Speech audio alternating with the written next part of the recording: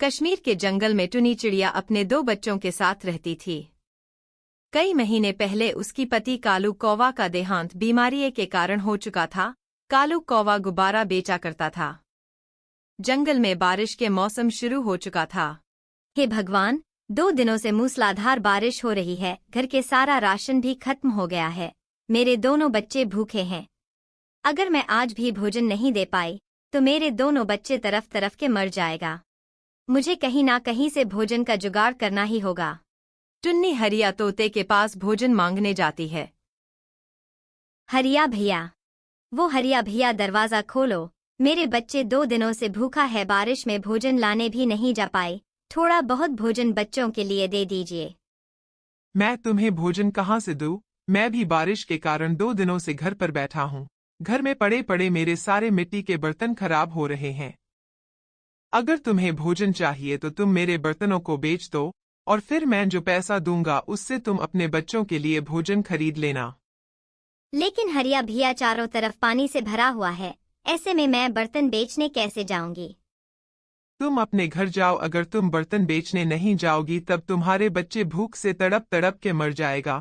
मेरे मानो तो बारिश की चिंता मत करो, अपने बच्चों की चिंता करो और इन मिट्टी के बर्तनों को बेचने चले जाओ। ये से भी बारिश के मौसम है, मिट्टी के बर्तन हाथों हाथ बिक जाएगी। ठीक है हरिया भैया, आप कहते हैं तो मैं बर्तन बेचने चली जाती हूँ। टुन्नी मिट्टी के बर्तन लेकर बारिश में बेचने चली जाती है। मिट्टी के बर्तन ले लो। मिट्टी के बर्तन सस्ते और अच्छे दामों में ले जाओ। मिट्टी के बर्तन ले जाओ। टुन्नी की आवाज सुनकर सुंदरी का भी आवाज लगती है। यह बारिश में तो मिट्टी के बर्तन में खाना खाने में मजा ही आ जाएगा। अरे वो बर्तन वाली, इधर तो लेकर आओ बर्तन पके तो है ना? हाँ हाँ बहन जी, यह मिट्टी के बर्तन बहुत ही मजबूत है। देख लो आप खुद ही बारिश में भी कैसे टिकी है। आप एक बार खरीद कर तो देखिए। इस बारिश में मिट्टी के बर्तनों में खाना खाने में मजा ही आ जाएगा। शाम होते होते सारी मिट्टी के बर्तन बेच देती है और सारी पैसा ले जाकर हरिया तोते को दे देती है। अरे वाह, तुमने तो बहुत जल्दी सारे बर्तन बेच दिए। यह लोग पैसा और यह 2 मिट्टी के बर्तन भी रख लो। तुम अपने बच्चों को इसमें खाना खिला देना। टुन्नी बर्तन और पैसे लेकर वहां से चली जाती है। रास्ते में अपने बच्चों के लिए दाने ले लेती है और घर पहुंचकर देखती है तो उसका घर तो वहां था ही नहीं, क्योंकि बारिश में उसका घर टूटकर बह चुका था। दोनों बच्चे पास के पेड़ पर बैठे हुए थे। मम्मा, अपना घर बारिश में टूट कर बह गया। तुम लोग सुरक्षित तो हो ना? तुम्हें कहीं चोट तो नहीं लगी? नहीं मम्मा, हमें कहीं चोट नहीं लगी, लेकिन हमारा घर टूट गया। अब हम कहाँ रहेंगे? अभी तुम लोग घर की चिंता मत करो। यह लो कुछ दाने लाए हूँ, इसे तुम दोनों खा लो और अपनी भूख मिटा लो।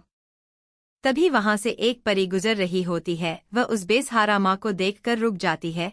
क्या हुआ चिड़िया रानी, तुम उदास क्यों हो? परी माँ, मेरा नाम टुन्नी है और यह दोनों मेरे बच्चे हैं। बारिश में हमारा घर टूट गया है। अब हम बेसहारा है, खाने को भी नहीं है। उसे बेसहारा माँ के बात सुनकर परी अपनी जादुई छड़ी से जादुई मिट्टी और बीज देती है। टुन्नी उस मिट्टी में उस बीज को दबा देती है। 2 दिन बाद जब बारिश होती है तब टुन्नी अपने दोनों बच्चों के साथ उस जगह पर आती है जहां उसने बीज दबाई थी। वहां देखकर वह आश्चर्यचकित हो जाती है। वहां पर सभी तरह के फल लगे हुए थे। उसी पेड़ के डाल पर मिट्टी के एक घर भी था। यह देखकर टुन्नी और उसके बच्चे बहुत खुश हो जाते हैं। फिर उसके बच्चे कहती है, मम्मा मम्मा, वह देखो, हमारे फलों के पेड़ के ऊपर घर भी है। हाँ बेटा, मैं भी देख रहा हूँ। चलो पास जाकर देखते हैं। उस दिन से वो लोग जादुई मिट्टी के घर में रहने लगते हैं। अब उसके पास नहीं तो खाने की कमी थी और ना ही रहने के लिए घर की दिक्कत है। वह सब अपनी जिंदगी हंसी खुशी बिताने लगे।